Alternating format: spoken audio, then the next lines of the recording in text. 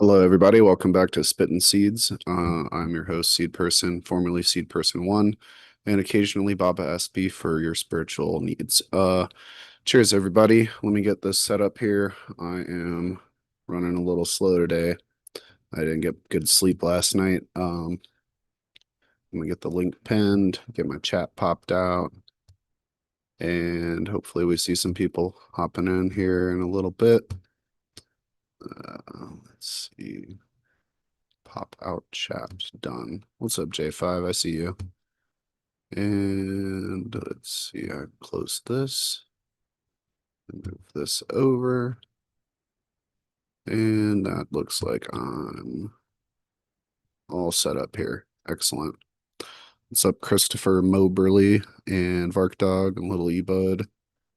We're gonna have a little bit of some breeder talk was requested by a couple people actually, synchronistically. Had two people. One asked for some like clarification on breeding and breeding terminology and things like that. And the other person was requesting that I talk about the selection and the crossing for the goth girl. So we're going to kind of incorporate that and both of those things into one longer conversation, as well as if anybody feels like jumping on and showing off their grow, or you got questions or anything like that, the link is pinned.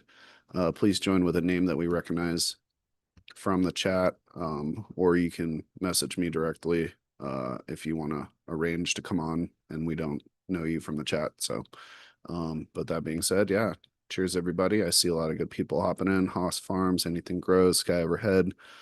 Good to see y'all. I'm gonna get myself situated here.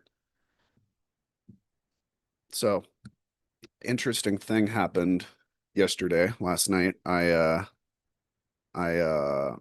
went to go get a new vape pod for my nicotine vape, and I realized that I didn't have any. And it was like 8 o'clock at night, and I didn't feel like driving to the gas station.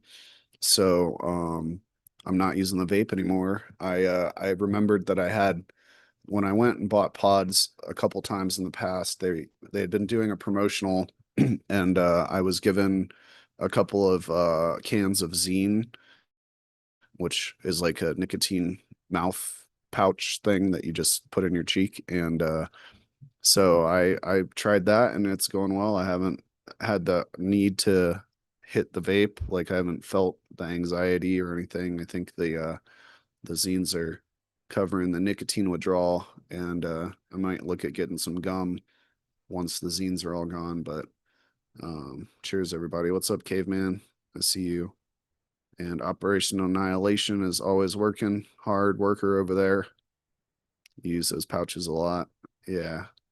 I used to do dip back in high school when I was on the wrestling team. And I was a Copenhagen wintergreen long cut guy, but I haven't done it in years and years and years. And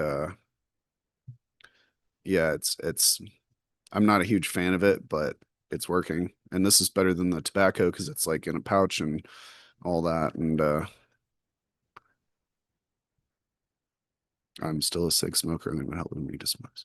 Yeah, that's what. So like 4 years ago, there was the maybe it was 3 years ago. There was like the Canadian wildfires up north were blowing smoke down into America, and I had gotten an inhalation injury at work. I used to smoke cigarettes, and I worked at a wood shop, and one of my tasks was to empty the hopper full of sawdust when it filled up out of the dust collector, and it was stuck. It was overfull. Somebody had ran the machine without checking it, and it filled up with sawdust all the way up into the collector bags. And so I crawled underneath and pushed the hopper with my feet to try and get it to move, and it just dropped like I don't know, probably like a big trash, like a kitchen trash bag's worth of sawdust just straight on my head and face. And I ended up with acute sinusitis and like some sort of pulmonary inflammation thing or whatever lung stuff. And it was horrible. So I ended up with that plus the fire smoke then I got sick and had like a chest cold or whatever, and I was just like, I can't smoke cigarettes anymore. So I switched to the vape, and that was good for a while. And it's I don't know. I just felt like I needed to get off of the vape, and it just timed out well that it just was like, oh well, I guess I'm doing that shit. So um yeah, anyways, I am also currently waiting for some people to leave the house, and then I'm gonna light this joint. Um, but we have some guests over that are I would prefer them to not have to smell it. So I got about 10 more minutes before I can light up my morning smoke. Um, quit when you have the chance. I didn't quit. Have COPD. Yeah, nicotine vapes kill my lungs. Yeah, yeah. So okay. So I was doing the cigarettes, and then I tried to use the Juul, and the Juul fucking sucked. Then I found the Views, which was like the alternative and to the Juul that got popular. It was a lot smoother, and I that was my go-to. And then yeah, that was what I was doing. I actually have the batteries are still sitting right here, but um anyways, we're gonna do some breeder talk today. So let's see, some coffee. So let me think about this for a second because I just had the idea of we're going to talk about this, but I didn't really like write anything down or plan out my little mini lecture on this. Um, the thing about breeding in cannabis is that it's not a it's not like a official like thing, right? Because it's all been on the down low or illegal or in, black market stuff. So cannabis breeding has borrowed a lot of different terminology from all these other agricultural spaces, and the terminology that we use for cannabis doesn't always line up with like if you went and talked to like a corn farmer or something and you were like, yeah, I got these like whatever and seeds they're let's say like an F2 back cross, he'd be like, what the fuck are you talking about? Because we do weird shit with our plants to try and lock in, certain things. And it's slightly different from other crops because other crops are well studied, well experimented with, you know, uh, things like that. So like the term F1, you see that a lot in breeding is technically it's not what like what we have as an F1. If I had like the goth girl F1, that's not an F1. That's not a true F1. Um, it is a polyhybrid, to be honest with you. It's a mix of a bunch of stuff that's already been mixed and mixed and mixed. Um, so when we talk about cannabis breeding, it's not going to line up with stuff that you might see in like agricultural textbooks and stuff like that. Necessarily. Like we've pulled terminology from all these other places. Uh, in corn, for example, an F1 is a combination of two inbred lines or like heirloom, shitty looking, uh, just scraggly ass plants. And they're so inbred, they're IBLs, and they take two different IBLs and they combine them. And when you combine those stale recycled genetic lines and you put them together with another stale recycled genetic lines, you get a whole bunch of new combinations and a lot of vigor out of those plants that they make. So if you look at the parents of like an F1 hybrid in corn, the parents look like absolute dog shit. They look like you wouldn't even get a whole cob off of it. You know what I mean? But the offspring in that would be extremely vigorous and give us the big corn that we know and love eating on the cob. Um, so that is just the qualifier is that these terminology things that we're going to talk about aren't necessarily like official in any capacity. They're just what the cannabis community has been using um, to describe what they're doing with their plants and borrowing from other agricultural spaces. That being said, we could talk about like, let's say that I got a plane ticket and I went to Nepal and I got to hiking around and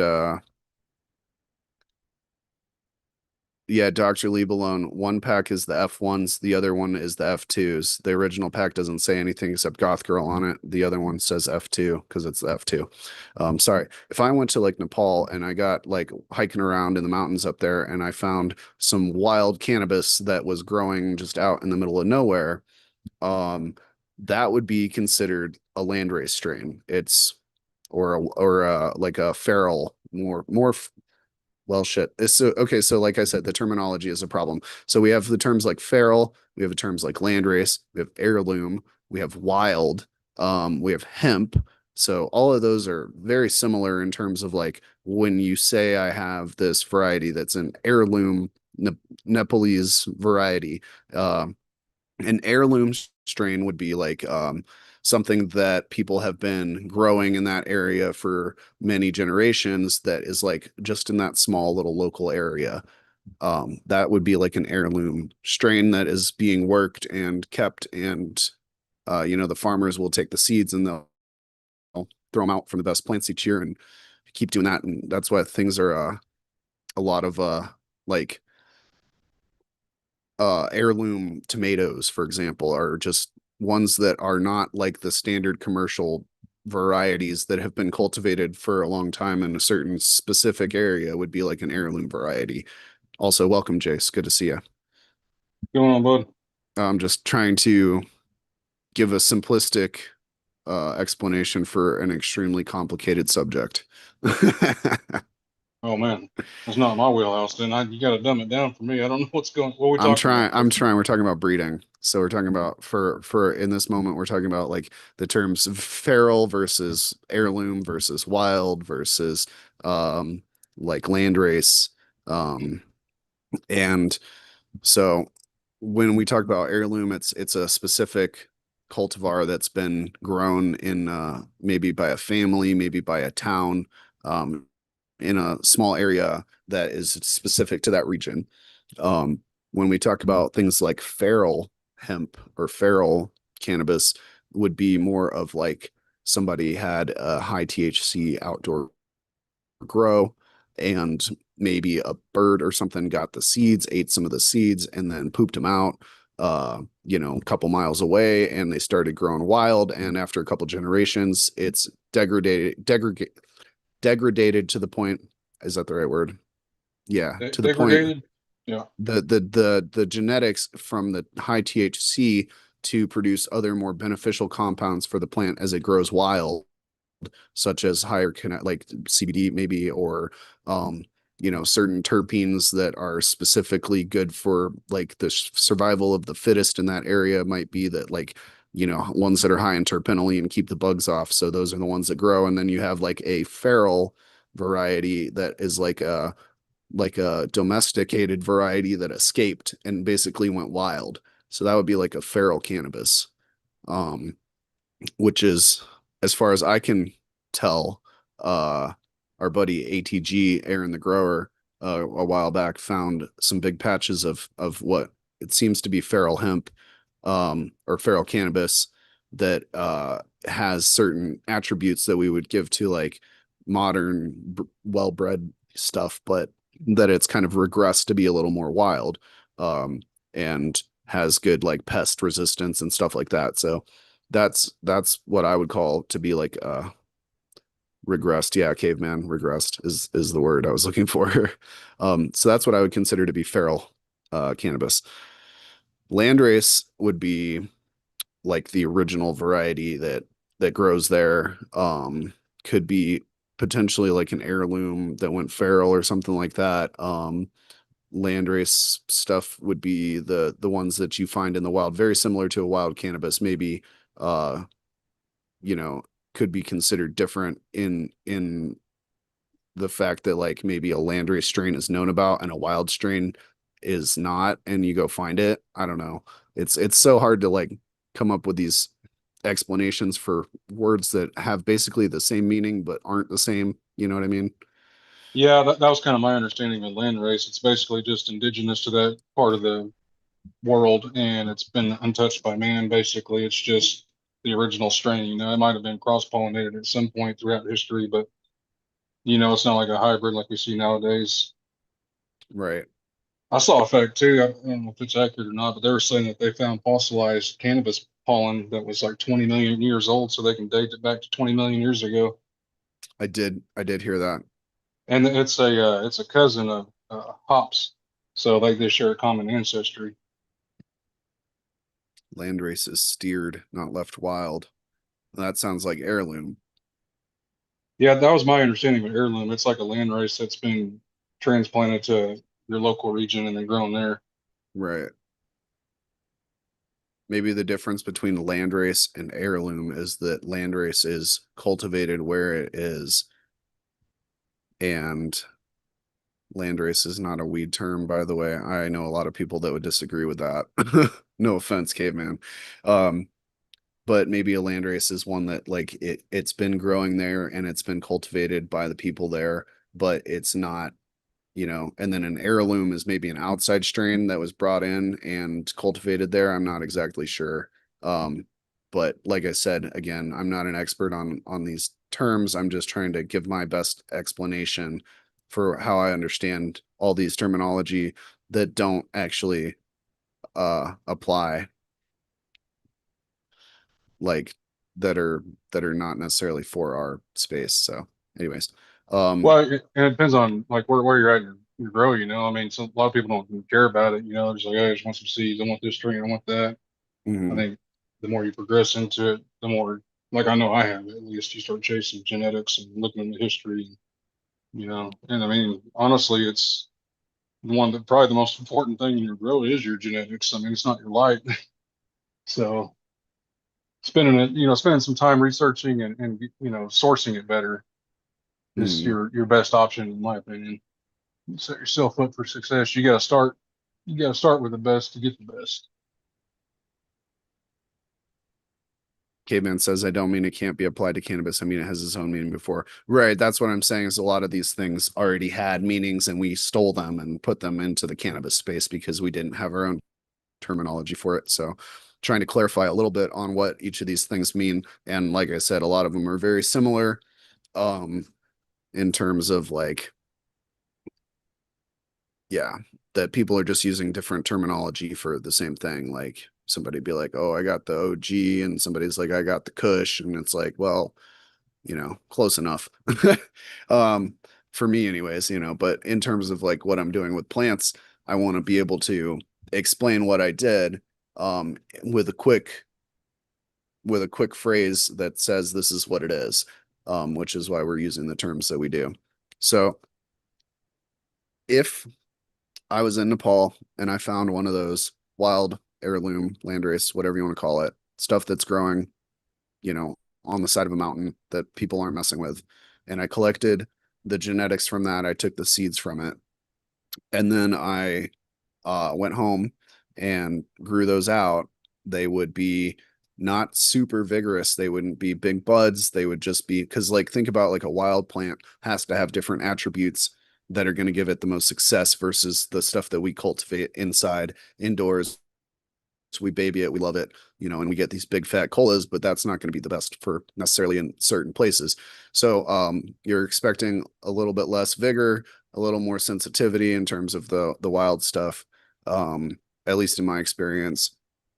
And then I take those Nepalese seeds and I go to like somewhere completely different. Like let's say I went to Afghanistan and I got some heirloom variety from some local farmer who's been growing it for the last, 4 or 5 generations. And, that's his crop for hash. So I take that plant and it's going to be a very different looking plant morphology for that region compared to the way that the wild Nepalese was growing. Right. And I take that Afghan and I find a male out of the Afghan and I breed it to the Nepalese. I'm going to get what's called a true F1 because I'm taking two very, very different inbred lines and I'm combining them together, just like we do with our corn. For corn farmers, we're taking two kind of scraggly looking plants, that are just have those genetics locked in. They've been dropping their seeds in the same spot in the same patch of wild hemp for many generations, and it's all locked in. When I combine that with the locked in genetics of the other IBL, you're going to get a whole bunch of different combinations and or new combinations, I should say, of those two genetic lines, which is going to produce a lot of vigor. The plant's going to grow very strong, hopefully going to be boosted in terms of its different cannabinoids, things like that. So that would be a true F1. And I actually did that back at the old house. I used the Wychin Valley Purple cross to the Sheboygan hash plant and made some true F1s just because I wanted to. Um, Now, that would be a true F1, two IBLs put together to make something that's new. In cannabis, we talk about F1s as in we crossed two things, whether they're inbred lines or not. We can take two plants, like I can take the Goth Girl and the 9 Pound Hammer, and I can call that an F1 because in cannabis, we know that that means that that was the first time those two were crossed. If we cross those offspring with each other, we're going to get an F2. And the F, by the way, in the F2, F1 stands for filial, which is the genetic lineage. So the first generation is the F1 of that original cross. The second generation, if I took the Goth Hammer F1s and I grew them out and I pollinated and I made more seeds, those seeds would be the F2, the second generation. And if you continue down the filial line, eventually you're going to end up with an IBL because it's the same genetics being recycled in the breeding process over and over again until it's the most dominant ones come out and everything locks in. But you do lose vigor because there's not a new combination of genetics each time. It's the same stuff being recombined. You still with So me? it's almost like a point of like it's almost like a point of genetic saturation. I mean, you pretty much mix all your genetics and it's evened out, it's equalized at that point. Is that what you're kind of saying? Right.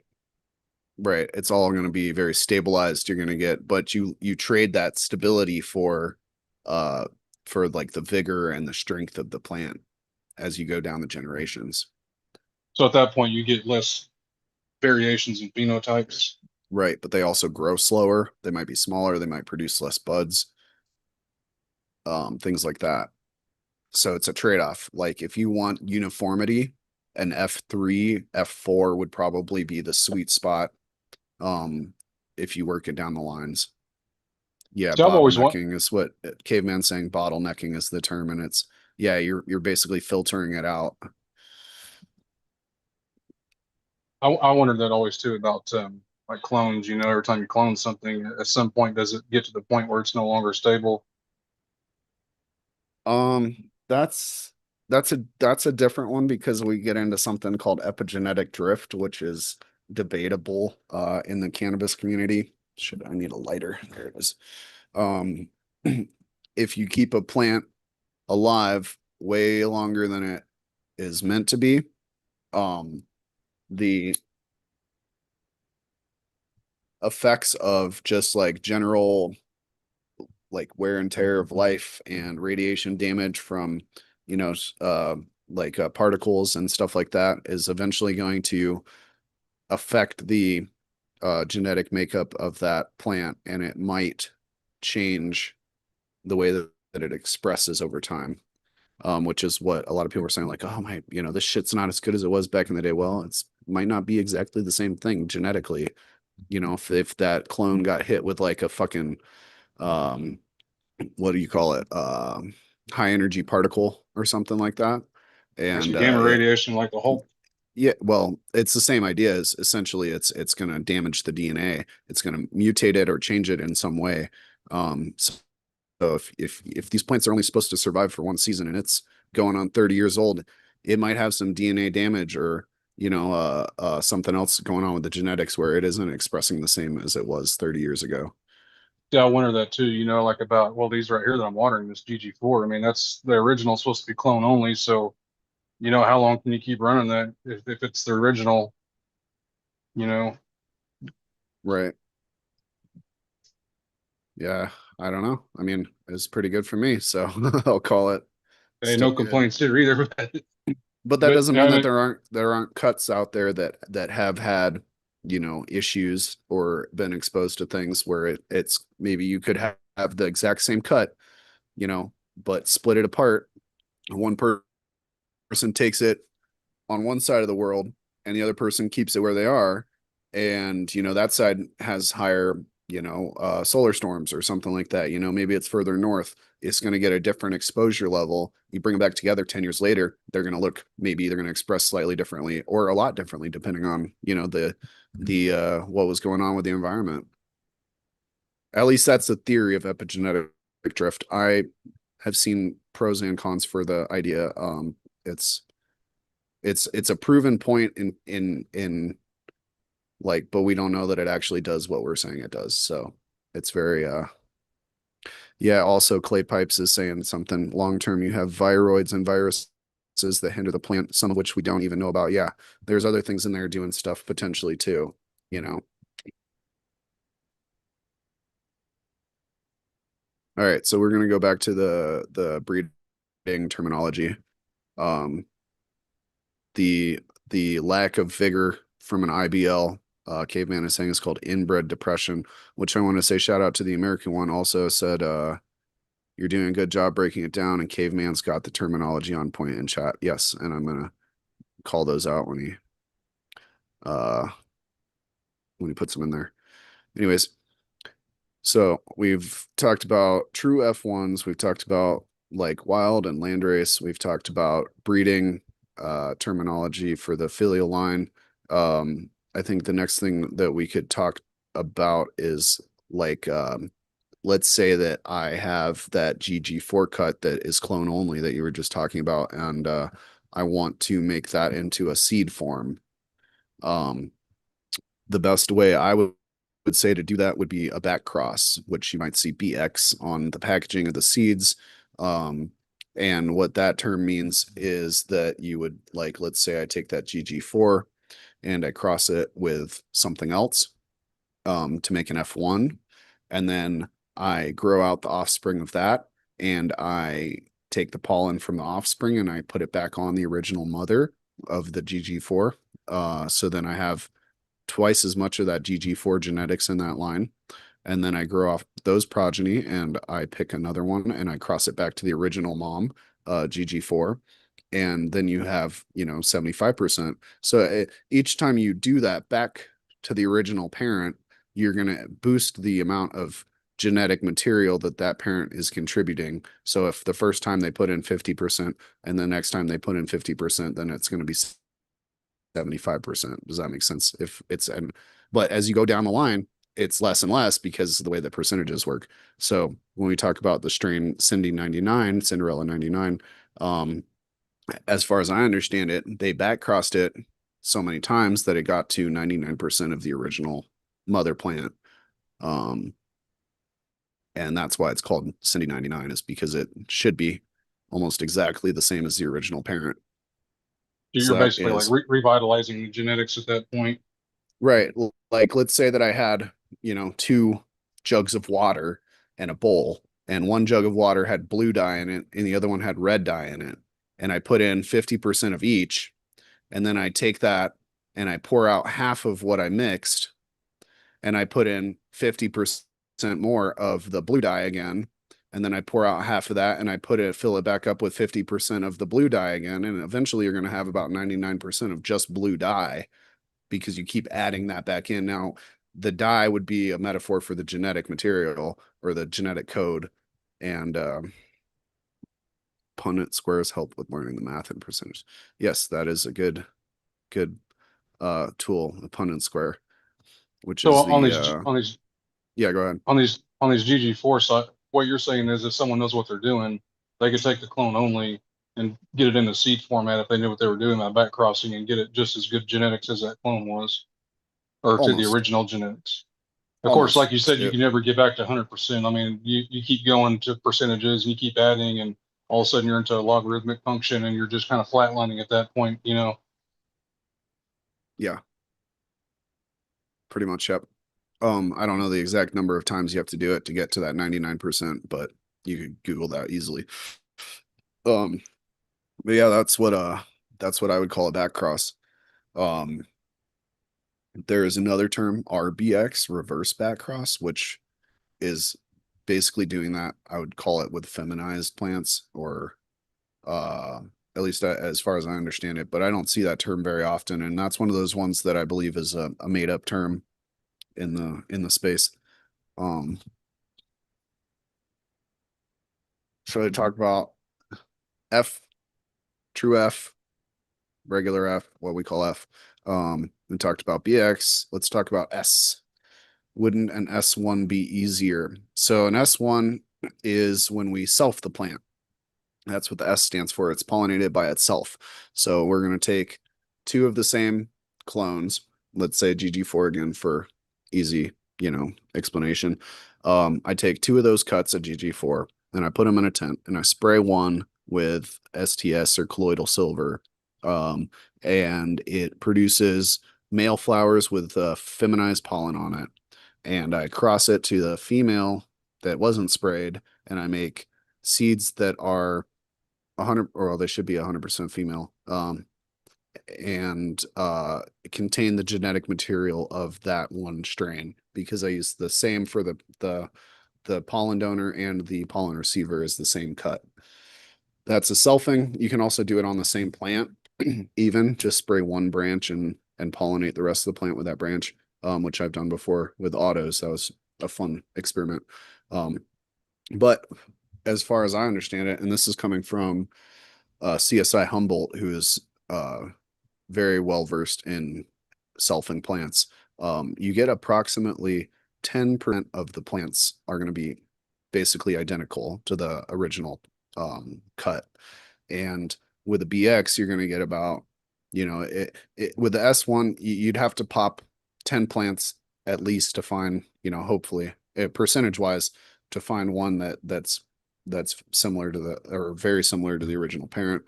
With the BX, if you're trying to lock down the genetics, you do that in 2 generations and you have a very solid representation of the original parent. Whereas the S1, you can get something completely out of nowhere, just because of the variability of selfing a plant. I've also seen things with the selfing plants lowers the viability of future generations. So I had like, let's say I took an S1 and I did it again, I selfed it again, an S2, you'd have very little, uh, what's the word I'm looking for here? Like they don't make seeds very well after an S2, I guess is the term I'm looking for. They Is lose their probably, fertility, not a fertile turtle anymore. yeah, they're fertile. That's the word. They lose their fertility. One must pick the proper progeny to use to believe to be an effective way to stabilize. Sorry, I'm reading chat. I have to cleanse from this. Dude, I'm just trying to get my runoff.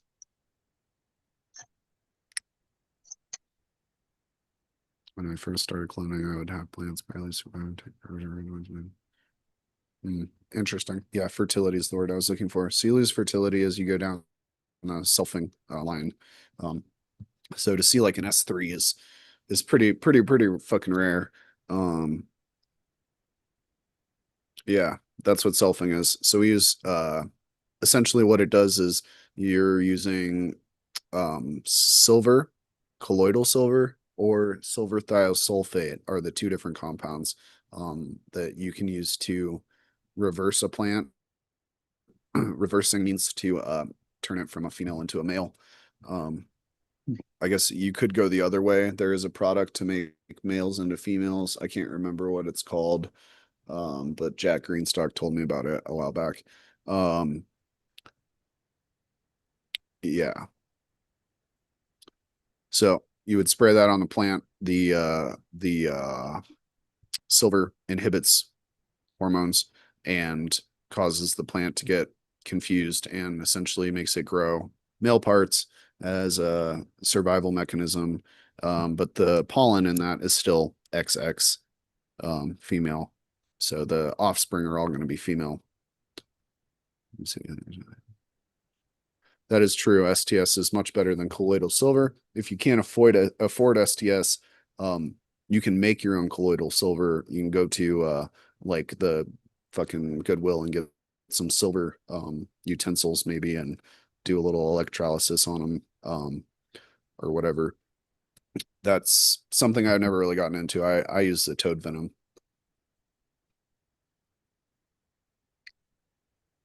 Oof, first joint's hitting me.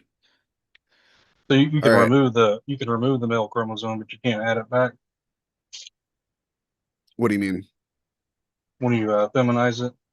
No, so you would be using let's say we take one like one plant is or you have two females and Oh, the you pollen make the doesn't contain it. pollen Yeah. come off of one of them and it's still female. It's still got XX. There's no Y chromosome in there. Even though it looks like a male plant and it's doing what a male plant does, the pollen doesn't contain a Y chromosome, so it can't be a male.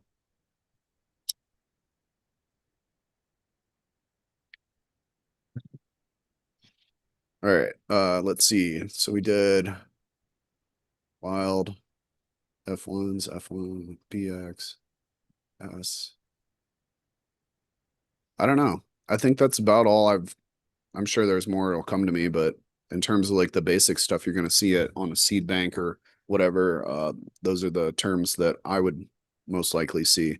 Um, if anybody in chat has other terms they wanna that I didn't do, put them in chat and we'll talk about that. But um for the goth girl, because somebody asked me about how I did the goth girl and why and whatever else. Um so what I did, I basically I was just growing. And I was growing, I would hunt like a strain that I was interested in. I would grow one plant. If I liked it, I would grow the rest of the pack out and keep clones and pick my favorite, which is what I did with the green crack and the platinum float. And I found the this green crack that was it smelled like fermented cherries and it just was so just rank and but it then when it that was in flower and then when I dried it it was more of the just a funky fruit in general, very energetic, uplifting, like get shit done kind of effect. um which by the way those green cracks were from the Cali Connection, so technically it's a BX. It was a green crack, um the what's that fucking, I can't think of the name of the cut, the popular Snoop Dogg cut. Anyways, they took that and they crossed it to a Deadhead OG and then they back crossed it to that original green crack. So that's what those seeds were. So technically that was more of a back cross than it was actually green crack. um took those, hunted that pack, picked my favorite, and when I did the same thing with the platinum float, picked my favorite. I actually ended up re-vegging the platinum float, um, and then hitting it with the reversed green crack pollen. I re-vegged it and then flowered it again almost immediately, because I loved it. And yeah, the platinum float was more, it wasn't, I wouldn't say it was a heavy strain, but it was very calming, um very just like made me feel so just chill and relaxed. And so to combine that with the what I was hoping anyways was to combine that with the more energetic effects of the green crack and get a nice balanced kind of get shit done but still be chill about it kind of effect. And then I grew out a handful of those, the green crack and the nightmare, or the green crack and the platinum float. And at the same time, I was hunting through a pack of nightmare cookies from Sin City. And I really liked that strain. It was just a great balance hybrid. Just any kind of time of day, smoke, not too intense. And sort of decided that I wanted to make the strain regs versus fems. So I added that to the strain, as a male to the female green crack times platinum float. The male I picked ended up having a very pretty fade, very like orangey, almost like a Halloween looking, which fits with the nightmare cookies name. So um cross that so that they would be regs, and then that's where that string came from. Oh, and the platinum float was from In-House Genetics. It was a cross of platinum and GMO root beer. And the Nightmare Cookies was White Nightmare times Sin Cookies or something like that. They got some of their stuff over there. But yeah, that's how I did the Goth Girl. And then as far as the selecting went for the second generation of the Goth Girl, um, I picked a sturdy male and I grew out a couple of rounds of females and picked a couple that were my favorites. Um, and then I used the number 11 cut in the second generation, which was more of the tall, stretchy, uplifting effect, versus the number 15 cut was the more like punch you in the face and make you go to bed kind of cut. So we'll see how the second generation is going very well. Haven't had any issues reported or anything like that, and seems like everybody's pretty happy with it. So, um, yeah, I love platinum float. Mine's very heavy, nice. Man, that all sounds good. Jeez, I got so much stuff to grow now. And then yeah, and then I took the that same a different. What did I? No, I had the same. It was the same mail that I used in the F2s of Goth Girl went into the other Goth crosses. So there was a GG4 times Goth Girl. There was the Platinum Pancakes times Goth Girl, and um, G, 9 Pound Hammer times Goth Girl was the three crosses I did with that.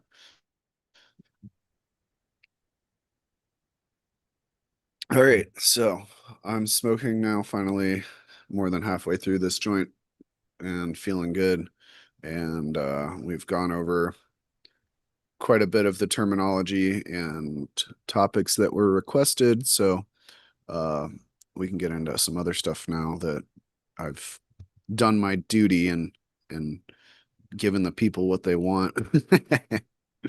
It's a lot to take in, I'll tell you, because at some point I will probably try to get into that somehow, at least stick my toes in the water.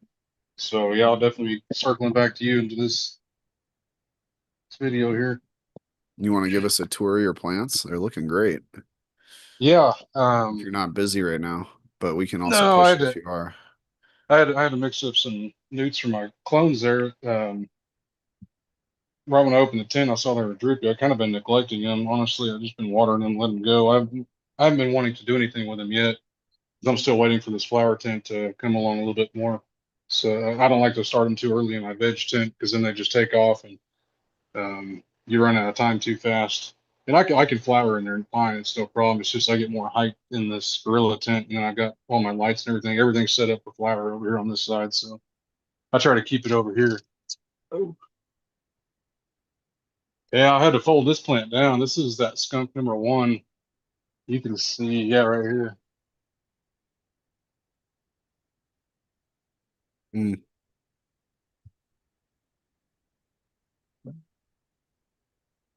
Yeah, I had to fold her down. She was way up in the lights. It was almost touching it. damn, I got one like that. Yeah, it was either that or cut it, and I don't want to cut it. And it looks like ash right now, but I think there'll still be some good buds in there, hopefully. So at least I get something out of this. That's my last move is to just toss it, depending on the situation. I mean, I try to keep it, but if it's going to make the rest of my girls suffer, then I don't want that. I don't mind throwing stuff away at that point. But that's from Cincy Seeds, and that thing is just, golly, that's tall. It's probably 6 foot tall if I hadn't bent it over. Hmm, And then Northern Lights are in the middle. I had to drop that back down. It's all the way level with skunk number one now. It's still creeping up a little bit, but it's pretty much leveled off. I'm liking the way it's growing. It's actually decent. Ready to start packing on some weight on these buds. I had so every time I lower it, I had to trim my canopy back up on the bottom because I dropped it down and then the inner canopy light, they were like underneath it. The buds that were above it were underneath it. And I was like, oh, I didn't expect that to happen. Of course, it's pretty common sense, but I think I'm going to leave these down here. I mean, I've got this under canopy light, but they also well, block the light too, coming up to here the other buds. the other thing I would say is that those lowers are more prone to nanners, and if you got that light right next to it stressing it out, it might throw some nanners on there. Oh no, Oh shit. I've got it. I've got it at 50% now. I just turned it up. I had been running at 25% last week. So I got it up to 50% now. I'll probably wait. I just like to walk it up a little bit. I'm still kind of playing with it. I think it's my second grow with it. And then, oh yeah, so that's Northern Lights from ILG in there in the middle. And then over here on the right is the 9 pound hammer from Jinx Proof. I really like the way this one's growing. That's probably more ideal because see, I've got it boosted up on the milk crate there. But if I had to Hmm. drop down, that's more like a 3 foot, 3-ish foot plant, 3.5 foot plant. You And need a that's more like bendable the light. height I'm going, You need like a like a goose. light. You need like a light rope or like a bundle of Christmas lights or something that you can just drape down there so that it stays at the bottom. You put them in the middle. You run them like Yeah. right through the middle of the canopy at that point. Well, just like that light bar, but like slack, so it would drop down to the other two on the left. Also, like you could dip it down over Yeah, here. yeah, yeah, yeah. Yeah, because that's kind of your limitation there. You got one level right there. So in Like that if you could plant, make that light floppy, it would be perfect. make it flaccid. Yeah. Yeah, because honestly, that one it's not really getting any benefit from the inner canopy light because it's so high up above it that it's probably barely getting any micromoles coming up to that point. I haven't even put my tester on it yet. But You the heard other it two here. are getting. Go ahead. I was just saying the other two are getting pretty good. So I had to thin this out a little bit yesterday. It was too freaking thick in here. I usually don't grow with this condensed, but I'm trying to test out these lights more to see, Hmm. how much benefit I'm getting from them. I think the inner canopy is a bigger boost than what the side lighting would, but that's just my opinion. So you heard it here first, folks. We're gonna go with bendable grow lights next. Is gonna be the next thing that you can Patent just sort of pending. shape around your plants. Yeah, like a grow.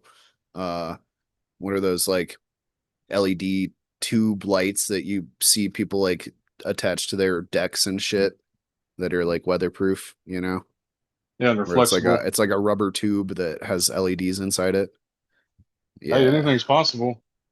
That'll be like a cannabis specific piece of equipment that gets released out too, because we think of all the cool shit first, right? Not the tomato that's right. growers. Still got the 20-inch hurricane fan going there, Sky, if you're here.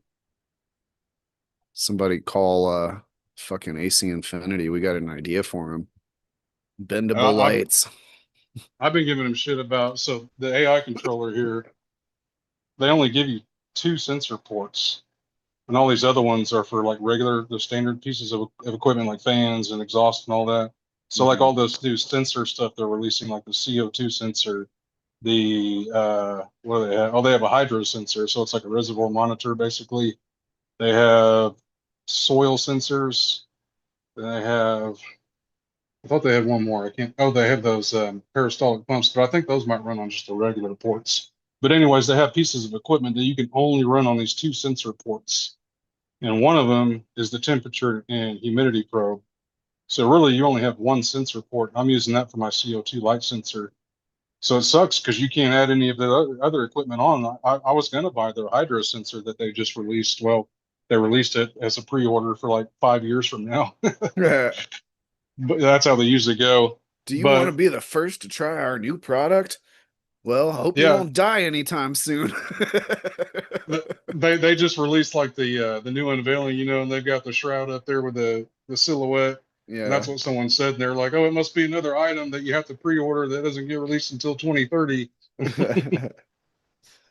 That's That, funny. that's how that hydro sensor was when they first announced it. Man, it was like 2 years before they actually released it, and it went up like $20 in price from when they first announced it. But when I first bought this controller, I noticed that, and as soon as I plugged in my CO2 sensor, I'm like, wait a second, because they were talking about that hydro sensor. I was like, how am I supposed to plug that in too? So I know they sell splitters, but they're for like the same type of equipment, so they can't run independently. So you can take like four fans and plug them into one splitter, and then your Mm, controller will control it simultaneously. So like the speed levels across the board. So if you increase the speed to 5, it increases the speed to 5 on all your fans. So you don't want that on sensors. You want each port to have its own independent data going back and forth. mhm. And so, anyways, I emailed AC Infinity about it. They're like, "Oh yeah, everybody, a lot of people are talking about that. We're working on a splitter or a hub that will allow for multiple devices to be hooked in. And this was like over a year ago, and I'll have to go back and look at my email when I bought that because I know it's been a year. And they still haven't done it. And they keep releasing more and more equipment that runs on that sensor ports. So every time they do that in Instagram, they'll do like the silhouette, like guess what's coming, Hmm. and me guess. And I keep putting in there, I'm like, it's a fucking sensor hub, you assholes. That's So a this is Operation Annihilation, and chat says, "Would you love to be the first to return our product?" I'd be pissed, man, because and some people were thinking like it's a new controller. I'm like, oh, so they came out with a new controller with multiple ports to address the issue. But what about us? You just fucked us Yeah, over. you got to buy So it. Fuck you. Buy it again. that's So what probably do you what's do going to if you happen. so what do you do if you don't if you like you got to buy two sensors or controllers for the sensors on? Like let's Yeah, say you wanted to run all the equipment that they had for sale, you have to buy multiple yeah. controllers per tent. You'd either have to buy multiple controllers per tent, or you'd have to buy those new power strips that they released. Those have sensor ports on them too, but there's still two of them on each one. So that Hmm. would be like a slightly cheaper route because I think they have like a basic one for $70 and then the bigger one for $100. And I It's think giving the me AI controller is like 150 or something like that by itself. it's giving me Apple vibes. Yeah, pretty much. I mean, they know what they're doing, but I mean, hey, it's more money in their pocket. But So on you the want to other use hand, this USB, buy the dongle. yeah, you lose You want to customers that use your way. I mean, headphones, buy the dongle. hey, Fuck I your don't dongle. care. Yeah, I don't care how good your shit is. I mean, if you fuck your customer service is shit, then I don't want you. I'd rather go buy somewhere else. I'd go to Spider Farm or Avitos and get Mm. some of their products, which I kind of have been doing. I'm trying to get away a little bit from AC and Penny, but it's hard to. I kind of got a Well, corner your of the whole market. setup is AC Infinity basically, so Yeah, you're pretty much stuck. in Yeah, terms of your controllers and stuff. yeah, and all my equipment. I mean, everything, fans. The only thing that's really not is my lights. I don't like their lights, but that's a different topic. This is, yeah. So these are those GG4 clones. I'm to the point where I need to top them or transplant them or both. I think I want to keep them here maybe until next week. I just watered them. Um, Yeah, I really need to top them. So I might go ahead and top them now, and that'll slow them down a little bit. And then maybe next weekend I can up pot them and get them in my veg tent. So that's kind of my Mhm. goal with these. Except for the little runt right here. That thing never made it. It's still alive and going. It might pull through, but it's not looking too good. It's the backup plant, the safety Yeah. plant. Well, I only plan on keeping three of these, but that's why I grew all of them out because I know better. So like these two are the runts here, but this is actually a decent one, even though it's not the tallest one. The nodes are tighter on it, but they're all pretty much the same. So I don't know what I'm gonna do with it. I haven't grown clones in a while. The the symmetry being off on the nodes is gonna fuck me up because that's my OCD is gonna go out the roof on that one. But I don't know, I might get out the net and just scrog it and say fuck it, just do it easy. Yeah, why not? Yeah, I got the veg stand all cleaned up today, sprayed it down, disinfected it. It's good to go. Did a reset. Ink Weasel in chat says Inkbird for me, no affiliation. You ever think about getting one of those? Yeah, they're big into the temperature control industry, not just for like they get into barbecue stuff and too. Mm. Sorry, trying to mess with something here. Yeah, I might look into them because I've heard a lot of people, talking about good things about them. I had, Well, I finally switched, so I'm down to just these three now. Moving forward, that's all I got to do. So that's the pro line. So this is a kit. They ship these as empty jugs, and they give you a 2 pound bag for each one of them, and you just pour the bag in there, the whole pouch, and then you fill it like 80% water, and then you shake it real good. And then I think you let it sit for like 15 to 45 minutes, and then you fill it up with the remaining water to get to 100%. And then that's a concentrate stock tank. So it's a liquid. So you just uh, make your batches out of that. But that'll be a lot nicer because I can get rid of all the. So actually, there was two more of them up there that I got rid of my veg nutrients.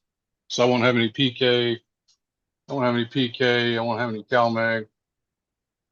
It's all included in that. That's the nice thing about that line. So really, it's just two parts. So when you're in veg, it's these two. When you're in flour, it's these two. Real simple. hmm. And then I ditched the cleanse from Athena, and I got this. This is Biotech. That's not half the cost. It was $24 for this gallon. I think Athena's like $40. And what is it? But this is a hypochlorous acid. Okay. Athena calls it cleanse, but it's hypochlorous acid. I use it in my res for disinfecting, maintaining irrigation lines to help keep them clean. But it's twice the strength, so it's cheaper and it's twice the strength. Nice. Yeah, So you're score on getting that one. you're getting 3 times as much for your Yeah, money. pretty much. But the only downside was I did just some research on it, and hypochlorous acid has a pretty short shelf life. So this is Mhm. 6 months from the time you open it. So when you open it, they say 6 months, and then it loses its potency. Athena Cleanse, they claim, is good for 2 years. So that's one downside, I guess. But I mean, if you got a jug for 2 years, then you're not growing that much. Shit. But honestly, like you can use that for anything. Like I just used it to disinfect my tent. You don't have to just use it for that. It's a good, you can use it for household cleaning. I thought about buying a hypochlorous acid generator. They're not crazy expensive. I think they're like 100, $150 on Amazon. So yeah, like 5 jugs of that, it would have paid for itself. But honestly, like if I had almost an endless supply of hypochlorous, I'd be using it a lot more. I'm pretty stingy with it when you got to pay for it like that. And then when you get the generator, it's like 3 ingredients, 2 or 3 ingredients. It's like salt, water, and some of them use vinegar, I think. And that's it. Yeah, it does its magic, makes you some hypochlorous acid. And then I switched to silica too. I had this silicium. I really like this stuff, really good, but it keeps getting more and more expensive. So I went to uh, Armadillo Armor from Kronk Hmm. Nutrients. This was $38 for this, same size as this. And I think this is like $70 or more now. Cool. Nice. Saving money for the I next like piece it. of equipment or genetics. Yep. The next tent. The next tent. No more tents in here, damn it, see person. You're gonna jinx me. I'm gonna have a new tent here one day. I'm gonna come on the show Sunday and like, is that a third tent I can see there? Or a fourth tent? You want to see all my tents? Let me Yes. get Yes, my actually shit I do. situated here. But I really like that monosilicic acid way more than just regular potassium silicate. I feel it's superior. I've ran them both, and I mean it's night and day difference.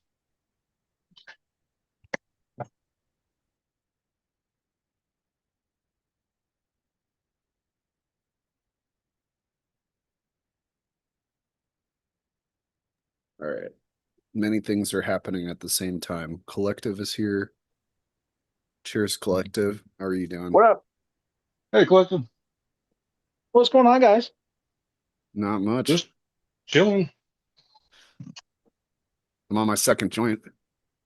Ooh, I woke up from a nap, rolled a blunt, and I was like, all right, I'm late. Nice. What do you got going on for us? Oh, not much. I heard Jace or yeah, I heard OKJ say clones, so that's me. Your clone only guy. Lately, that's all I've been doing. Sorry. Honestly, I'm pretty it it's easier. I mean, you skip a mm, step, and that's why I was growing from clone only to begin with. That was just a lot more available here at that time. It's not now, but oh yeah. I got clones, clones, clones, clones, clones, clones. That's clone, those clones. The only one I don't have, I don't know what the hell this is. It was a volunteer. I think it might be the eat those grandpa cookies, but I'm not positive. These two are the root beer GMOs. One of them's going to Old Head Willie. That's another one that's going to him. That's other root beer GMO. That is like those are the root beers. That's root beers. These are the triple burger clones. That's triple burger. These are all triple burger. That's all root beer. The lemon cherry gelatos, and then I got three kinds of the piff. That's a piff too. Where else? What do you mean 3 kinds of These the are piff? the Piff Coast Farms. I think it's Holy Communion or Oh, Block Horse Haze. 3 different phenos, you mean? Yeah. Okay, cool. I was And wondering if they then were like Piff crosses or something. no, I'm actually gonna get some Night Owl stuff. He's got a Durban Piff cross I want to scoop on his Nice. drop this coming Friday. But those two are the Papa Burgers you sent me. So I'm hoping Sweet. to get a mail out of that to run against a triple burger and open up. And I'm probably gonna also take a clone of the root beer. So that way I have root beer times Papa Burger, triple burger times Papa Burger, and I don't know, one of them might be a girl. So if I get a girl, then it'll be Papa Burger times Papa Burger. Nice. Keep it going. Oh yeah. And then over here we got our Goth Girls. Oh, dude, that's the original packaging Yeah, from back in the day. I grabbed from one of the way packs. back. That was when I was still experimenting with the packaging and I knew I had the logo, but I didn't. Yeah, I got 50. There was 50 of those. Was the first 50 packs made up were those like small ones like that. Yeah, that's awesome. Oh, cool. I'm keeping this then. What is it? I only got 7 of the 16 to pop up. I think I might have had soil too wet, Mhm. but this was on the heat mat and I had it running and it was just pumping out and they all popped up within like a day. Nice. Yeah, really Well, if you vibrant. want more, I can get you some more. Oh, definitely. I wanted to scoop some of the what is it for your period cramps or whatever. Oh yeah, Fuck you, period cramps. fuck you, Yeah, I period was gonna cramps. scoop some of those from you too, and maybe hit up the donation for the other thing. All right. That sounds But where great, am I man. going We'll here? talk later. Uh, oh yeah, definitely. Oh, that was the other problem. All those are buried outside my yard in the snow, so I haven't been able to up pot everything like I want to. Mm, So like when I up pot like the lemon cherry gelatos, those are gonna like mine. It's gonna go right into a larger container next, and that kind of bugs me because I like to get better roots like system established. And right. Yeah, I had to do that just recently. I was looking for a 1 gallon. I didn't have any left. I put it in a 2 gallon. Walked in the next room and there's a stack of 1 gallons, and I was like, God damn it. mine are all buried outside in a tote in the snow. Mm. How much snow you got? We got a decent amount before. It ended up being like closer to 2 feet. Nice. And then we pretty much we it's been so cold that like I don't know. If you're not out there with the scraper and chipping, you're not getting the ice up.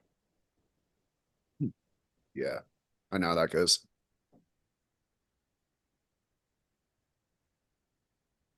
And the pith in flour took off. I put them under the HPS and they literally just grew like a decent amount of height. And I was like, oh man. Yeah, I saw you put that in the chat that you're blaming the HPS. I never had the LEDs like really have them take off and go right up towards the light like that. Hmm. Have you grown it before? Maybe it's just the way it grows. No, I don't first know. time I'm growing the pith. The Blue Dream did take off a little bit like lengthy wise, and I've had one of those go right through the light where I had to fucking super crop the thing, Mm. and I snapped off the top, like bent it really hard, and it kind of still grew out, but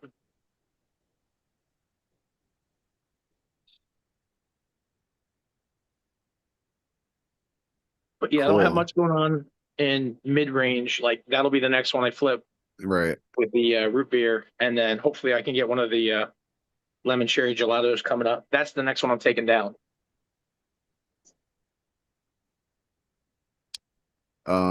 Just so that they're aware, somebody tried to join uh with the name Grinder, and I don't recognize that. So sorry. You're gonna have to come back with a name that we recognize. Grinder to the finder. Yeah. Sorry. Um, cool. Thank you for giving us a tour and showing us all your clones. Any of Oh those yeah, going out, they're gonna go outside, maybe? I know I'm probably gonna put a triple burger out this year. I can't decide what I want to put outside for like if I do one outdoors. I Mhm. just want something that's gonna give me like decent tops, tons of like good heady colas, and I'll do some underskirt trimming, but I pretty much want it to just I don't know monster out and give me tons of tops, and I'm gonna be topping it left and right up until the point I put it outside. Nice. And if I can, I Well, want to get it like a little bit bigger than that with more pull downs and have it like, I don't know, trellis down so it's more spread. And ready to go. You'll have all your tops ready to go and then just yeah, stick it out there. Nice. That goth girl did well outside. Just saying. I'm probably gonna end up cloning every single girl of the goth girls I have and running a whole room of that Oh, just like sweet. in the midsummer. Nice. Because with timing, that's how it'll come out. But Yeah, that sounds right. To get also, clones and everything and sex it. oh yeah, I'm just hoping Cool. I get a good spread on it, like at least 3 or 4 of them are girls. Yeah. Well, we'll see. That I both two or three people had all boys. So it seems to be a more male heavy strain. I don't know. But each Well, with one is my luck, I'll 50-50, have that. so yeah, well, I'll send you more if it happens. But I always said that's what I've said since the beginning. If you get all males because they're rags, if you get all males, I'll send you another pack. So That happened one time with my Mr. Toad's, the boneyard seeds that he does. One time I had like, I swear the Roberts Creek Congo gave me like, it was a bag of dicks. Sausage fest, huh? It was hanging out at like, I don't know, the gay bar. that's funny. So Well, that's why the you go hey grinders here. since since since you mentioned Mr. Toad, I've been trying to get some more toad venom. I didn't see any for sale on Daga. Do you know if I can get directly in contact or I know that is he there a just was website? like, I think he was just in a restock, but I'll shoot you. I think his Insta, because I swear he just posted like a thing where he showed a bunch of the bottles and he's like getting the re-up. Oh, maybe there is more. That was like a week ago I looked. But anyways, yeah, that would be appreciated if you could. Oh yeah, he's actually one of the next packs I'm gonna run. He is totally gas. It's GMO times, I forget what the cross is, but No, nice. You like the funky stuff. I think it's like Chem Special Reserve, like something like that. Chem Dog Special Reserve or something times GMO. Hmm. Special reserve sounds so fancy. Daga had it, and it was like Chem Dog remixed. Like they had an F4, they had an F5, and I was like, all right, if it gets that close to the Chem, I definitely like that. Hmm. Cool. Thanks for the tour, man. Yeah, Um, no problem. Good to catch you guys. yeah, I'm glad you're here. I'm gonna hop on my phone and do a little tour of my garden if y'all will bear with me here for a second while I do the tech shit. Let's see. Yeah, here we go. I'm gonna mute this.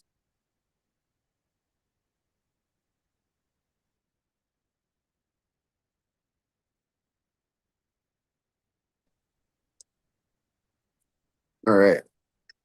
Can y'all hear me? Hmm. Awesome. Yep. Excellent. I'm gonna try. Then I look at my computer and it says you are muted. And I'm like, oh wait, no, wait, which one am I on? I'm over here. I'm on the phone. All right. So it's looking a little scarce in here. Sparse. I don't know. These are all clones. The blue cups here are Squirt. This is an Orange Vortex.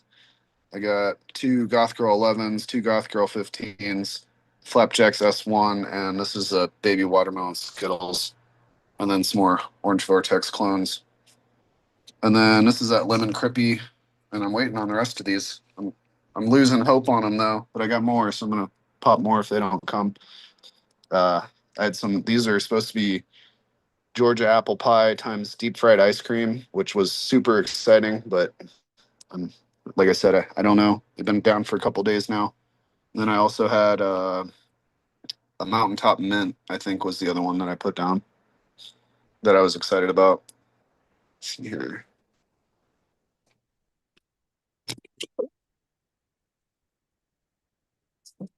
Here I got. This is the squirt. Just big ass purple. Smells like grapefruit.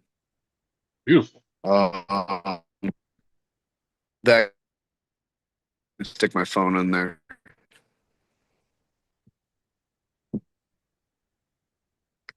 And then down below is a pollinated either Project V or Princess Hayes. I can't remember which one's which. And then this is the Goth Girl 15.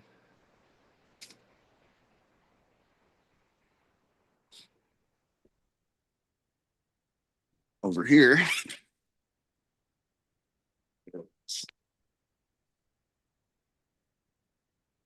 Uh, this one here in the front is a Goth Girl 11 holding the Ranjit's gold chain. Seeds in the back is the Flow OG, which is getting close. And then that's either Project V or Princess Hayes down there, holding the same pollen. And then up here is a Harlequin from Artman as well. Big girl. Here.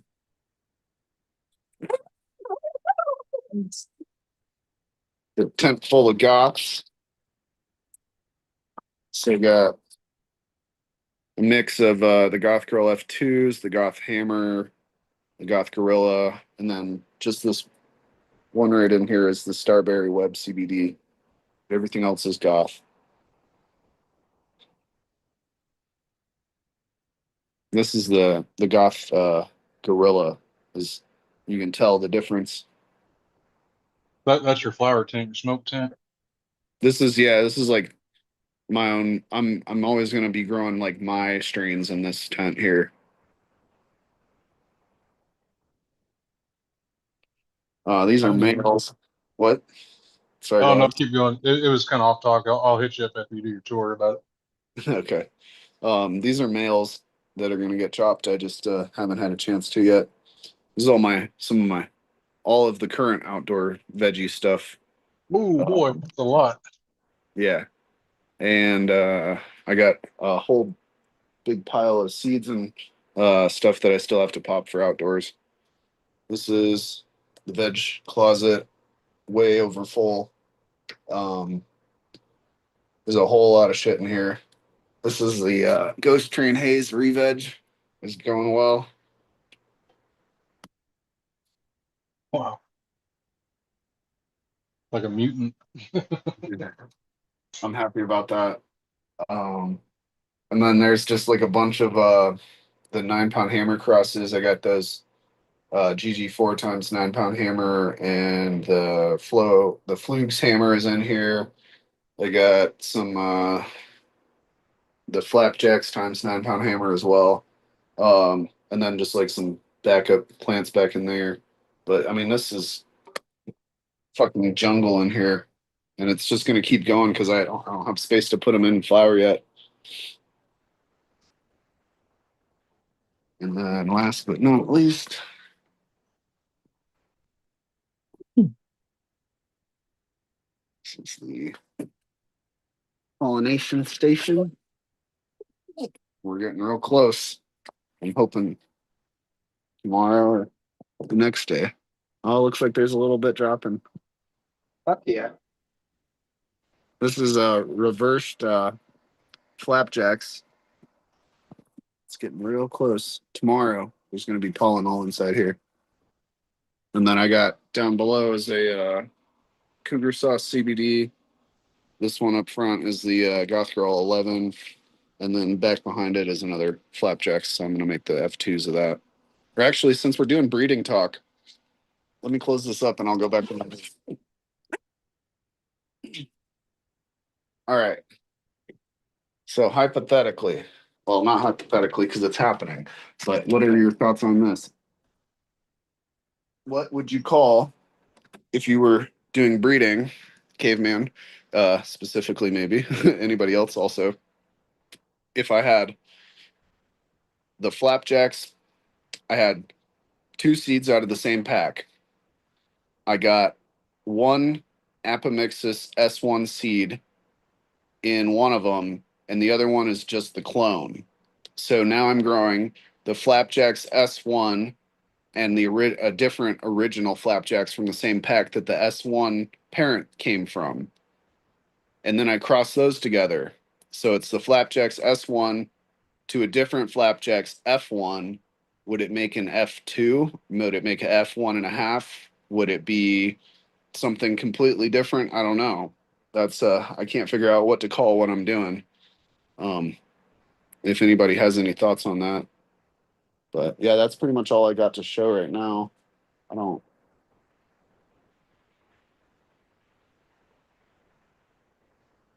Yeah. So I'm gonna hop back on the computer. That is an awesome grow room setup you did, man. Thank you. All right, bear with me here for a sec.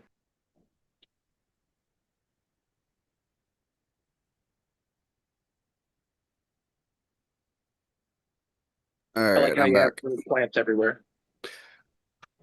Thank you. Yeah, it's too much plants right now, honestly.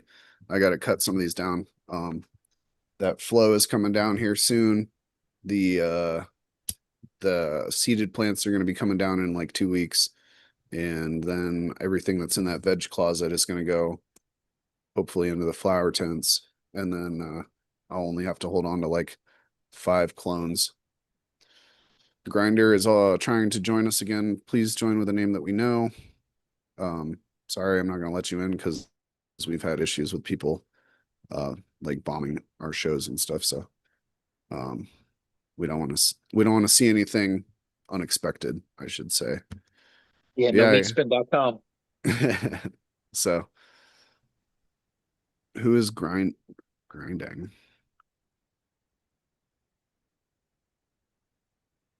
Maybe it's a metal worker. Grinding retire. Oh, okay. Yes, I will let you in. People are saying that it's somebody. So let me see here. All right, no funny business now. No twigs and berries. All right, welcome, Grinder. Somebody has vouched for you, so I let you in. I think it's your first time on here, though, so nice to meet you. You're muted if you didn't realize that.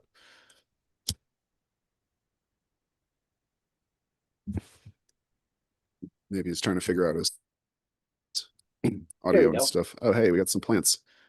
Awesome. You're still muted though if you're talking. Got the AC Infinity There you humidifier go. down there. Humidifier for the win. All right. There we go. How's it going? Another day, man. Another day. Always working. Welcome on Always the working. show. Appreciate it. Yeah, I've known J5 for a minute, so.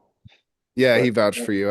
I didn't recognize the name. I try to be a little cautious about it because we've had our no, share I of don't blame. flashers and stuff on the shows. So, but Yep, yeah, you got I vouched for. don't So blame. you want to run I us don't through blame one bit. what we're seeing here? All right, And so also, if you could turn your phone to the side, that would give us a full screen. Perfect. There you go. Thank you. Jack Harrow, and these two are sour blueberries that are my crosses. These were accidents that turned into amazing girls, but these are getting retired. This is the last run of them. Mm. So, What's but that, sour D times blueberry or? So they started out sour diesel basically from New York, gone through a breeder. And then I had one seed that wound up popping from Afghan warlord that was a land race genetic. I got lucky with that. He gave me about 20, 30 of them, only one pop. When I first started out doing this, I didn't know what the heck I was doing. No clue. I'll be the first to admit that. Had no knowledge or anything. Just, some seeds, throw them in the ground, and yeah, get some plants. Cool. But then they wound up cross pollinating the sour D, and it threw off such a sour blueberry taste that is unreal. It's just Nice. been, yeah, it's been a night and day difference. So I bought some, what's the name of this crap? Hold on, I'm gonna get it. Let me see. Because I already took cuts, clones, and we're gonna go ahead and we're gonna get some seeds made for. Okay. I have experience with that product. Um, Okay. when did you buy it? Uh, Was it recently or was it a couple yeah, years ago? 3 weeks ago, a month Okay. ago. So when I first purchased that product, it was about 5 years ago, and it was like $85. Um, and it worked really well. And then just in the last like year, they've changed the price to be like $30, and I bought another bottle of it and it didn't work as well. So, I would just recommend like overdoing it. Whatever it says to do, do more, spray more, and All right. hopefully you'll get some reversal there. All right. I appreciate the tip, man, and the heads up. Yeah, just like the instructions that I got with it were when I followed them, I didn't get any reversal on it. So overdoing it is probably going to be your best bet. Okay. I'll keep that in mind when I go to do it. But yep, this is gonna be the last run of them for flower. The structure on it is unreal. They're very pretty plants. Oh yeah. Yeah. What kind of Structure. is that like a drain pan you got in the bottom or a mat or something? No, no, no. Each one has a what is it? I think it's a 15-inch saucer underneath the underneath the fabric pots themselves. Oh, I meant like on the floor of the tent itself, that black. No saucer, that's just the bottom of the tent. Okay. He's just seeing Yep. like reflective or I've got those drain pans I put in the bottom of mine, but they're different. Yeah. No, it works out good. But yeah. The Jack Herer, it's decent. You know, it was a bag seed. I got lucky with that one. But it's time to retire her because she's an outdoor. She is an outdoor plant 100%, and everything I do is all indoors. Now I'm sure outdoors she would do amazing, but I don't really have time for outdoors. Everything's all indoors. Yeah.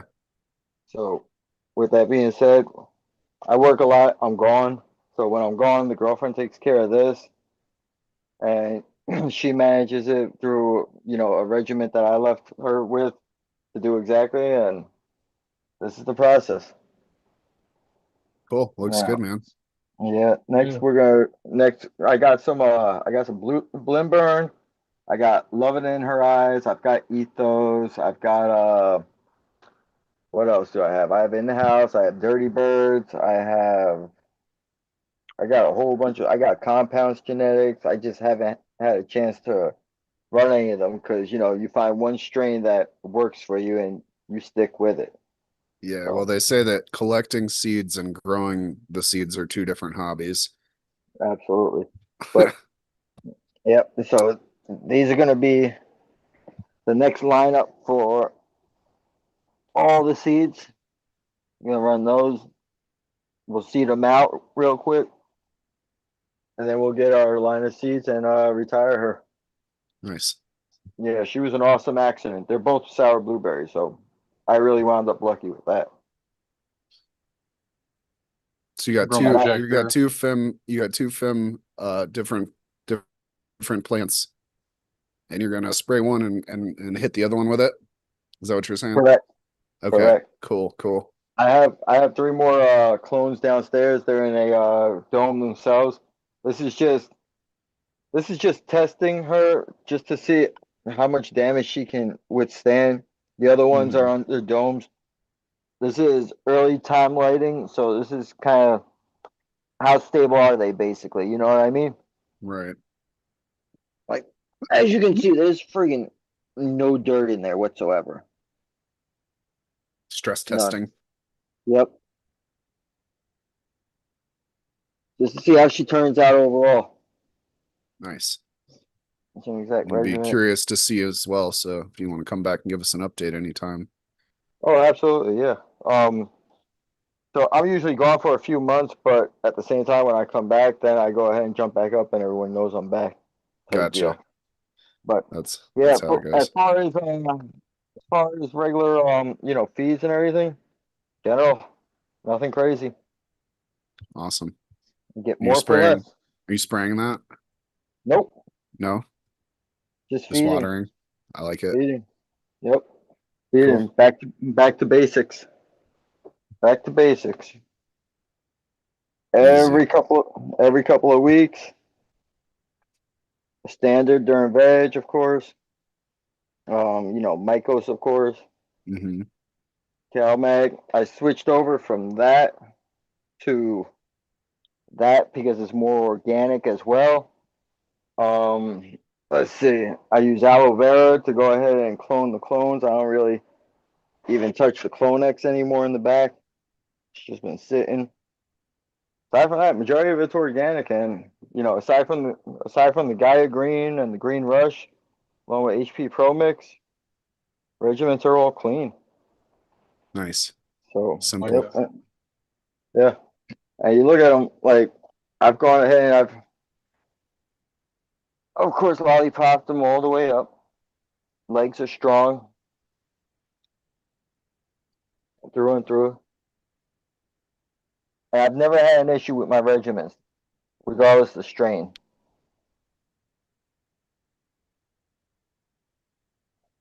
Did you yeah, I can see I like the wavy branches from the bud trainers or whatever. Yep, it works. It really Mm. does. Like this one, I just bent over again because we were nervous we would run out of room. And I'm just trying to keep it kind of level with all the rest. Level canopy is good. Yeah. Looks good, man. Mm-hmm. Appreciate it, boys. What kind of light you got up there? Spider Farmer?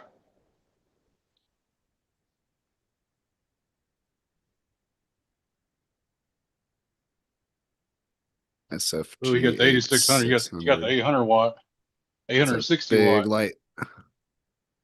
Oh yeah. Plus or minus 5%, Chase. Right. I laughed at that too. But yeah, I started out. This is probably our 6th or 7th run, I think now. After you start doing a few, you just lose track. And yeah, it's been going good. Is that a Just 4x4 or a 5x5? So when I purchased it, they rang it up as a 5x5, but I just recently looked at the box. It's a 4x4. Oh Now, wow. I'm surprised the 8600 actually fits in here.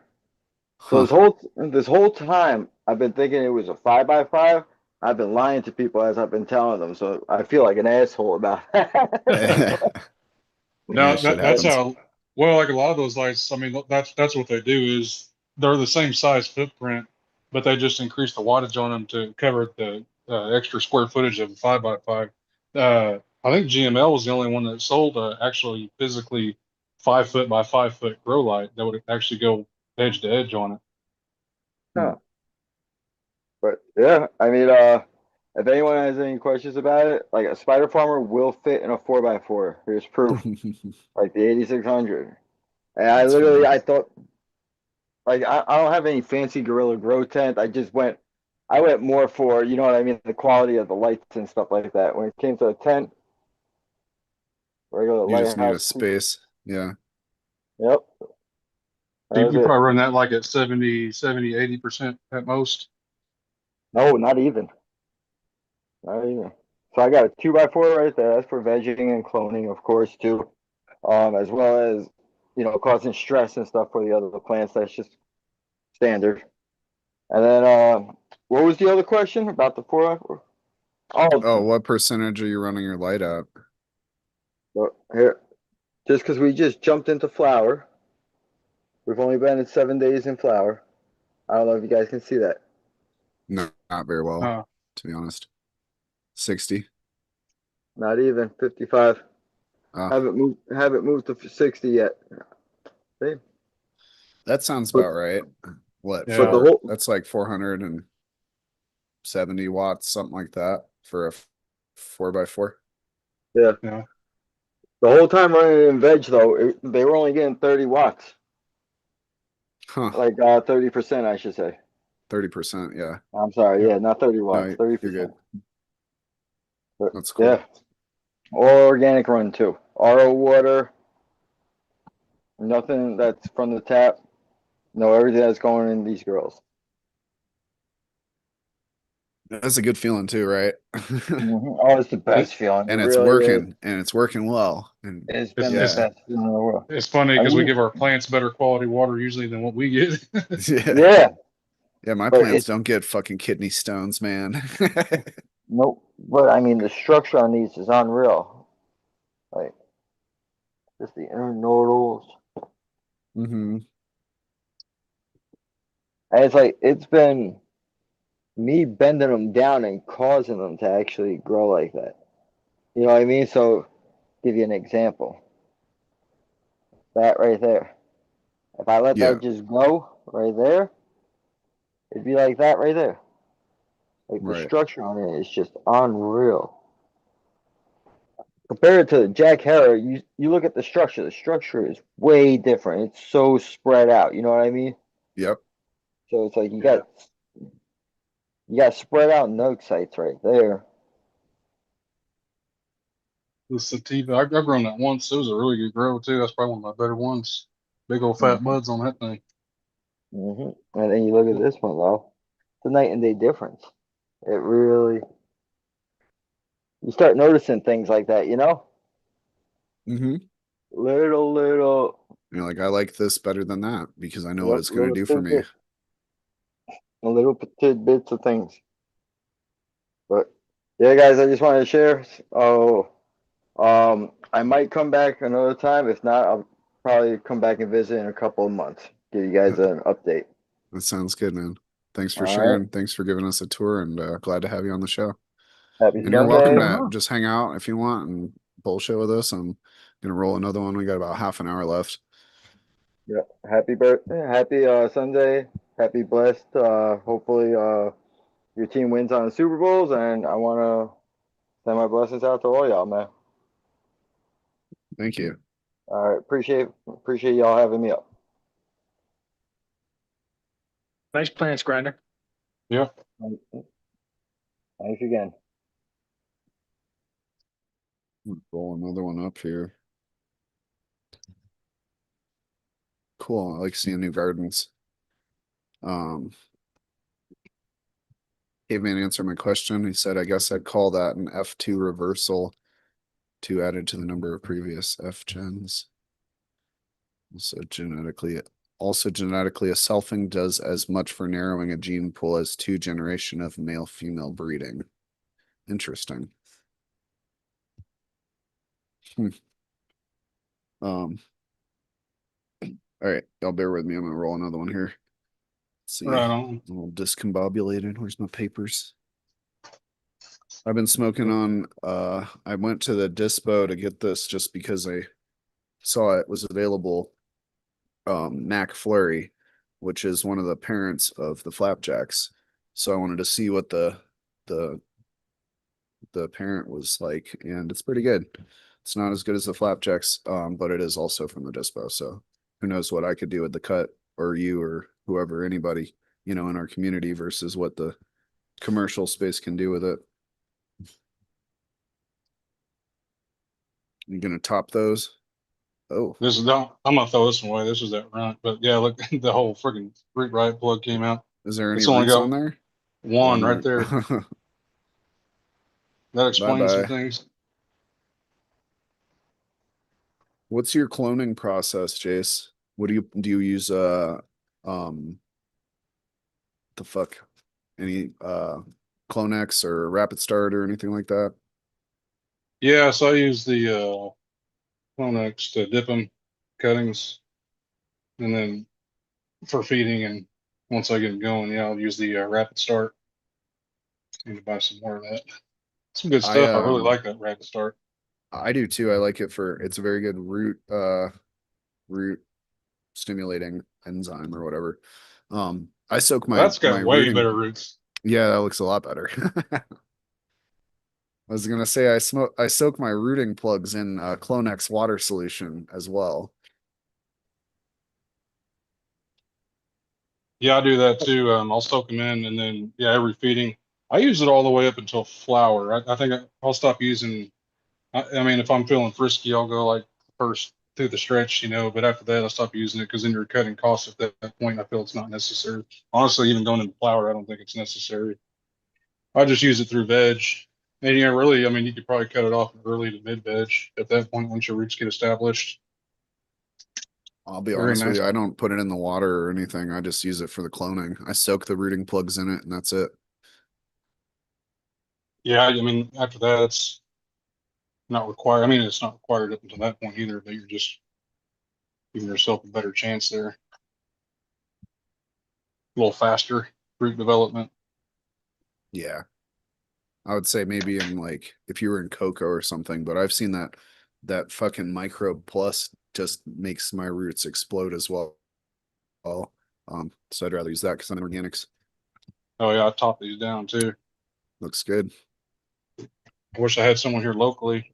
I got some nice cuttings right here I could give you. Nice. I used to dip mine in the root Clone X before I put them in the Easy Cloner, and then I Mhm. found out I'm getting better roots just with putting them in the Easy Cloner. Nice. Yeah, I do the just the humidity dome. I'll do the root riots, the seeds. Oh, you're talking about clones, though. That's the same method, though. I mean, I'll put them in the root riot plugs after I dip them, and then just leave them there until I get good enough roots, and then go the solo cup. Except for that one right there, no roots. I can't believe that. Only one little tiny root out of that. There you go. But that explains why it was struggling. Yeah. When I see it with a root like that in the cup, I'll put it in the soil. The Just way one that little root. the one that the yeah, the one that Jace had that little root where it's just got one sticking out. Because the way I do it, I have it all. It's in a clear the rooting plugs are in a clear cup with a clear plastic bag over them. So when the root starts poking out, then I put it in the soil and then I keep a bag over it for a little bit, like a couple days, and then it's good to go. I like the clear cups because you can see the roots. Mm-hmm. Like with the I bud check them obsessively, dude. I'm like, with the get up. bud cups, you can poke it through though, and you can sometimes like push it up high enough where you can see roots on it. And Hmm. Yeah, that's what I was just doing. I actually took the whole thing out. If it's got good enough roots, you can pull the whole thing out. But if not, yeah, it'll crumble. You gotta have the perfect moisture level. You know, can't be too dry, can't be too wet. Right. But yeah, the clear cups are better because you don't have to physically take your soil and your roots out of the media, risk damaging it. You just use a clear cup and then a solid opaque cup over it to block the light out. And you can just pull that solid cup off to inspect your roots. Huh. I like those bud cups so mainly because they're reusable and I can wash them. So I've had those for well since they released them. I had a pre-order on those, and I mean solo cups don't cost nothing, but this I don't have to worry about running out or you forget and you go to up pot and you're like, oh shit, I don't have any solo cups, and you got to run the store. Mm. No, I reuse mine. Do you really? Oh yeah. I take a razor blade or a knife and I just cut the edge right at the bottom where it sits on the, like I'll just like shave it basically a couple times around the bottom edge and it makes good drainage holes and then I'll when I transplant, I'll just leave the cups in the big tote full of soil. And then when I need to like put a clone in soil or whatever, I'll go into the pot into the tote and the cups are already in there. So you just like run through the dishwasher or something in Nope. between? No, you Nope. just keep reusing them, I huh? just keep reusing them. Oh damn. But I mean, my soil is full of all kinds of microbes and shit that's gonna outcompete any kind of bad bacteria or anything that gets in there. So, I always get and paranoid and cautious about stuff like that. Like when you reset your tent and do all that stuff, you want to try to get it as sterile and as clean as you can. Well, you don't have any badness lingering. mm, well, I bought several bags of mosquito bits and mixed them into all the totes of soil, and I haven't seen a fungus gnat in months now. yeah, that is a good one I've heard of that I'm gonna start trying. I was using diatomaceous earth and like I'll sprinkle a little bit here and there, but I'm gonna try the See, mosquito bit. that's always been an issue for me because I'm running sterile, so I run the hypochlorous acid in my res, and that kills the bacteria from the mosquito dunks. So you can't do those at the same time. So if I want to start using mosquito dunks, I have to stop using the hypochlorous acid. which is bad for my irrigation system because that maintains the lines and keeps them clean. Mm. And it prolongs the life of my res. You know, if I'm using that, I can go easily a month if I wanted to before I have to clean out my res. Do you feed every time? Yeah, every time fertigate. Gotcha. I was gonna say maybe you can turn it off and water in some BT, but then it'll kill it again, yeah, as you go through. So that doesn't make sense. Yeah, because I've been running BT for the last 3 weeks at least, and they're pretty good right now. They're not 100% gone. But that's like the limit of like what I like to run, because then I start gunking at my system and then you start clogging emitters and stuff, you'll get biofilm. Mm-hmm. So it's like you got to have them. I mean, just got to accept them. And the way I water my plants, you know, I keep them pretty hydrated. Right. Definitely don't let them dry out. For some cocoa, you really don't want them drying out too much. Yeah, that's a tough one to get around. I don't know. Doing fighting fungus gnats in a sterile. You could put maybe do like citric acid. I think what I You might can mix some yeah, some of Dr. Zymes in with your watering, because that's not a biological. So the I think what I might do is, and I've done it a couple times, but I just need a tighter regimen on it. You can take I think it's, I'll have to go back to my ratio, but it's either 1% or 3% hydrogen peroxide, and you can spray it on the topsoil. You don't want to completely saturate your pot, but you want like the top 2 inches to get saturated, and that will kill the larvae on contact. mm, So I might start doing that at not what, and my problem is I can't do that during the day because this thing waters so frequently, it will wash that out probably before it has effect. So I might start doing it like it lights out, come in here right when the lights go out, spray it, and then it can sit overnight, gotcha. and then just keep using the sticky traps for the adults. Welcome, Miranda Family Farms. Good to see you again. Cheers. Hey, Rana. What's going on, people? Not much. Yeah, Just fungus on the gnats.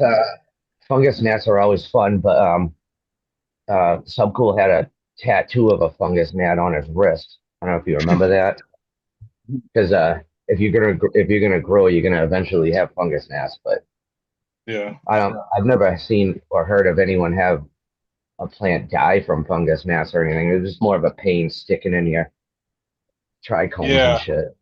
Yeah. It's like a nuisance to yourself more than it is the plant, Hmm. like algae.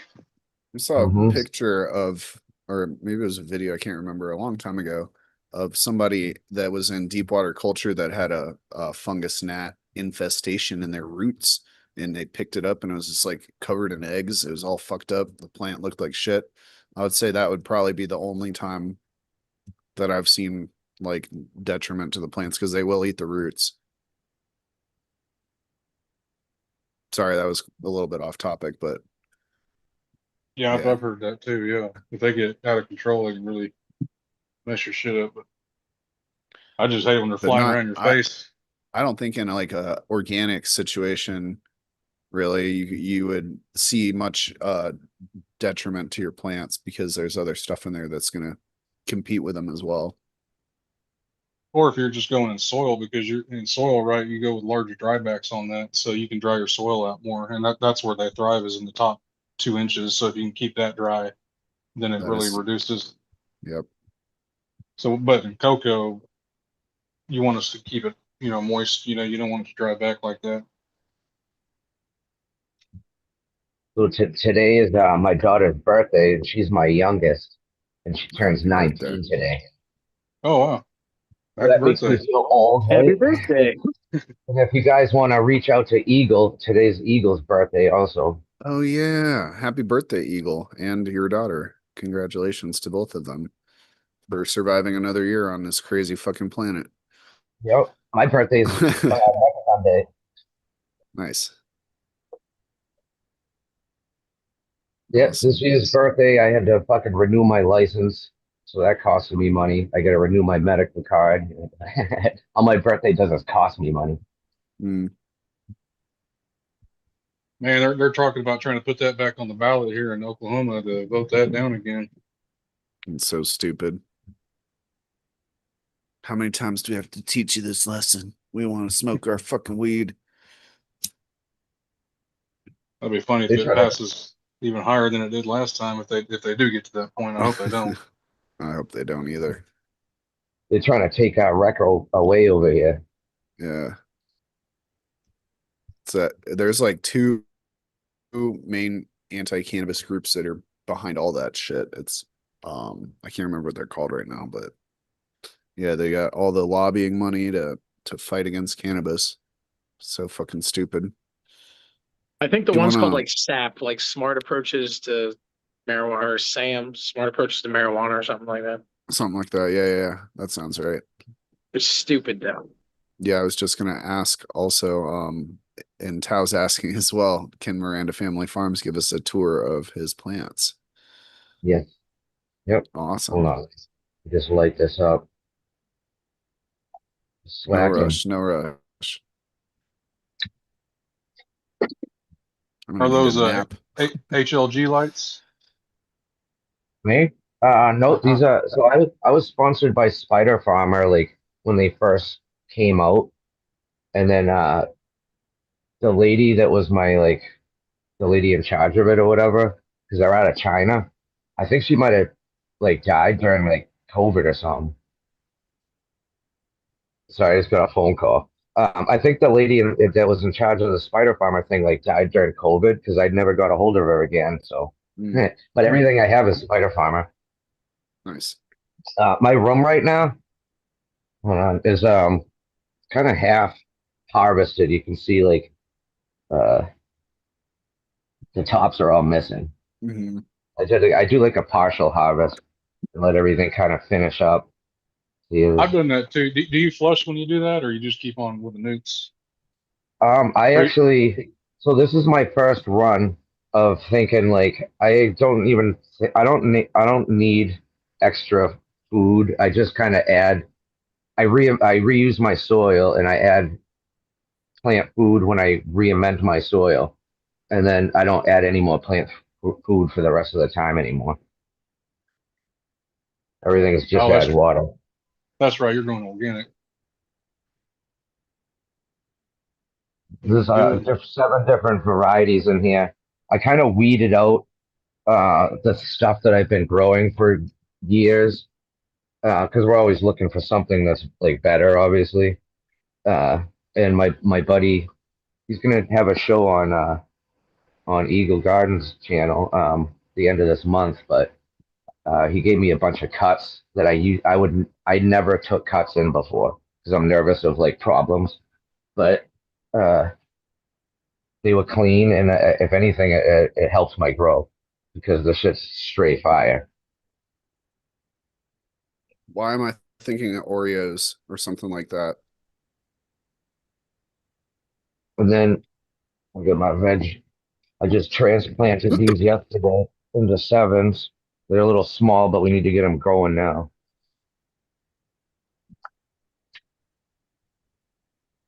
It's pretty much the same shit in my flower room. It's just I took cuts of them. These are in threes. They gotta wait. A lot of So different varieties. Sorry, go you ahead, up pot a Jace. couple times. You up pot a couple times throughout the stage. You go from threes to sevens. You like go from a solo to a one or something. When Or I you start, when I take a cut, I I'll root it.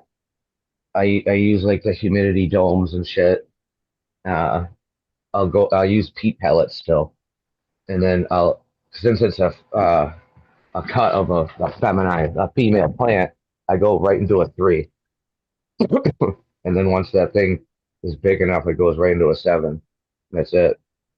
oh What's the best one? What's the best strain you got right now? I would say strawberry lime margaritas from Nice. Health Connections. This shit is it's one of those ones that really does check all the boxes. So it grows like PGR type fucking dense rock hard buds, but without the PGR shit. It also it holds the buds hold themselves up. The stems are nice and strong. It's like got crazy vigor on the growth and veg and in flower. uh, I can't say, I can't say, like nothing bad about this bud. It's like ill. Does it taste like the name?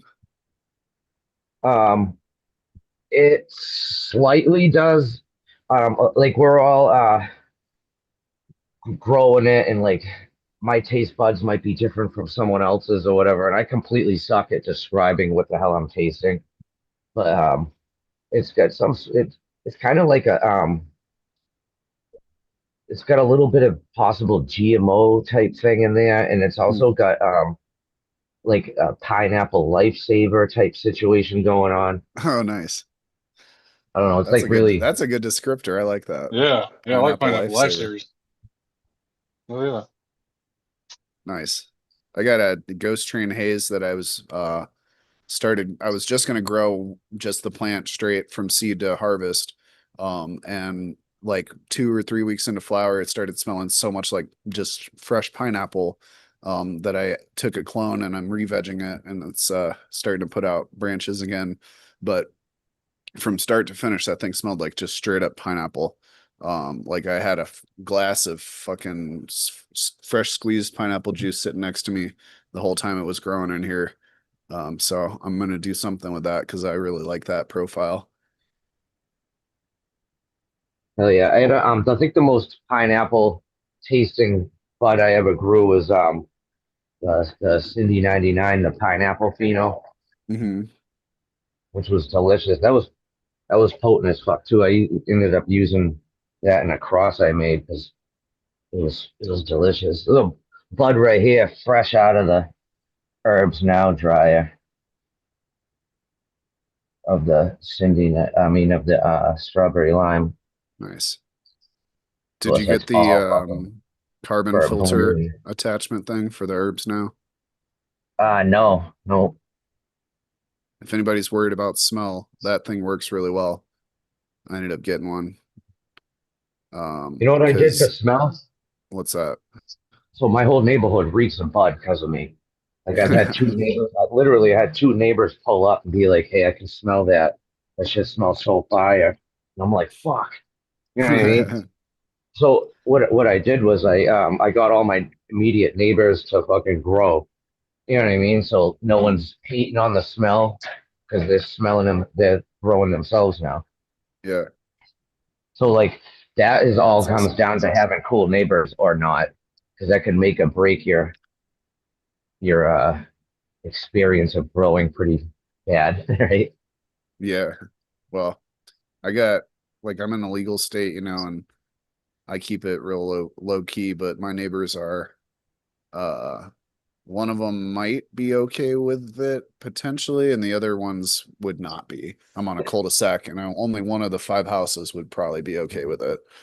So I keep the smell down. That you know of so far, right? That might be cool. You just got to get to know them better. Yeah, I finally put it up. Oh, nice. Yeah,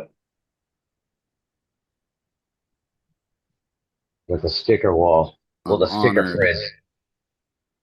Fuck Fuck nice. mates. I love it. Sticker fridge. I have a sticker door. I have a sticker wall in the back of my bedroom. I also have like I started saving towards the end all like the old packs, like the actual pack of Mhm. I'll show you of the different subcool strains that I was growing. Yeah, I remember seeing that. You have them all stuck to the wall there. Yeah, and then I've had fucking Biggie Smalls look over my grow for years too. Back there. Well, Yeah, a lot damn of nice. people in chat, a lot of people in chat are saying that, and I gotta say it too, man. You got a real nice, clean grow there, dude. Killing it, man. Hmm. Oh yeah, thank you. That is I got nothing. 100% true. I'm disabled, so this gives me something to do. But it also, uh, when there's nothing to do, you got time to lean, you got time to clean, right? Hmm. Hmm. Shout out to my old manager, Jody. She used to yell that at me all the time. I used to be the boss and saying that shit. I used to be the fuck you supposed to be a statue? You're just gonna fucking stand there all day? Drill sergeant on them, huh? Yeah, going back to the sticker stuff, so we bought a house back in Kentucky, and then I had tarps hung up to like section off part of the basement for the first year and a half, and then finally put the money and time into building a room and started putting all the stickers on my door, the inside door, to that room that I built to chill and smoke and grow in. And then about 6 months after I built that room, we decided we were going to sell the house and move to Colorado. And I was like, well, fuck, all my stickers from all my friends are on this door. So the door is coming with us. And I just brought it with me and I nailed it to the wall in this new house. So I get to keep all my stickers. Oh yeah. Anyways, sorry, that was a tangent. You guys got any That's like final? Yeah, go ahead, Jace. I was saying, like most people got like their kids hyped on the walls there. You got your your seat stickers or your tent slap going. Right. Speaking of going, what could I get going? What do you got? I What haven't is that? popped seeds. Well, there's two seeds in there. I don't know if you can see them, Yeah, but yeah, yeah. But what strain is it? I haven't popped seeds.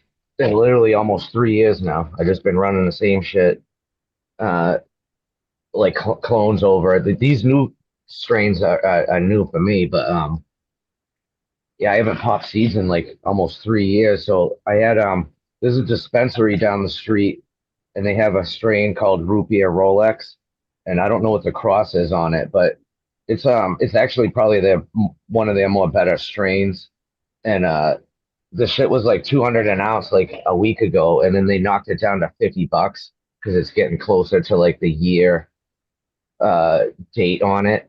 Mm, So I figured, fuck it, I'll go buy some just to check it out because I was in between harvests. Like I had a 3 week pause, which was horrible, right? Because mm, I didn't have my clone game 5 months ago, correct?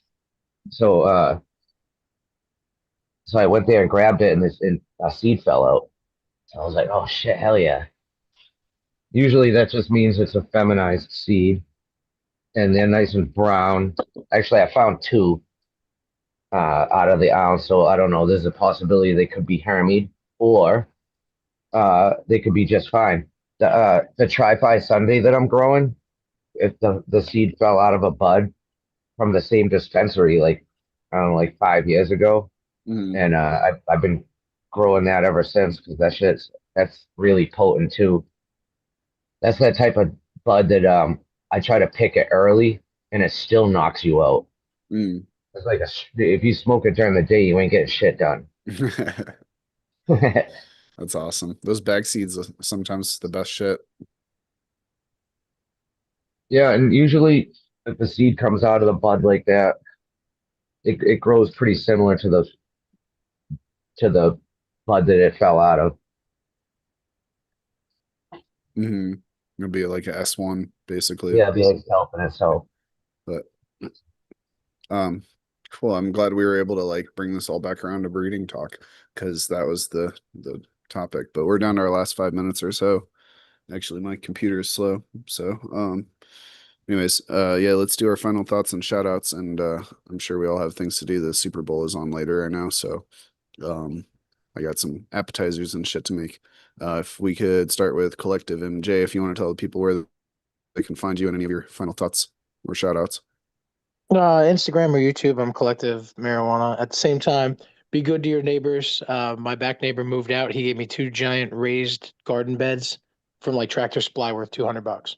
So always Nice. be that nice neighbor. There you go. Thanks Have for a good one, coming bro. on. Thanks for showing your plants and everything and Anytime. hang out. We can jump over to Miranda Family Farms next if you want to tell people where they can find you and any final thoughts and shout You outs you can have. find me on YouTube here, on Instagram, both on Miranda Family Farms, Miranda Family Farms, gmail.com. Uh, yeah, thanks for having me on. And my advice would be to keep everything simple. Don't overthink anything. That's right. Keep it simple, So, stupid. thanks for coming on our at Family Farms. It's always good to see you. It's always good to hang out. Last but not least, we can go over to OKJ's 20. Yeah, you can find me on Instagram, OKJs20, and here, and then on Seed Person's Discord. I'm not invested in either team, but I gotta say, go Seahawks, because I get tired of seeing the damn Patriots winning all the freaking time. Kind of like Bama was in college football when Saban was there. So let's get somebody else winning it, damn it. There you go. But yeah, I'm about to throw a slab of ribs on the smoking for the party, and that's it. So yeah, I'll catch you guys next time. Thanks, chat, for stopping by. And awesome host here, Seed Person. We'll see you guys next time. Cheers. Thanks, Jace. Thanks for being here. Yeah, if anybody wants to join the Discord, you can hit me up on Instagram. I'm at Seed Person, all one word. And if you don't have social media, you can get in touch with me at synchronicityseeds@gmail.com. And we have lots of different varieties of goth strains as well as some other stuff, new strains coming out all the time. Also looking for some testers. If you're interested in popping seeds as soon as you get them, you can also hit me up for that. So yeah, cheers everybody. Have a wonderful rest of your day. And I'll see y'all tonight at the Cheap Home Grow Show. I'll be in chat, supporting those guys over there. So cheers everybody, and thanks for being here. Cheers, growers.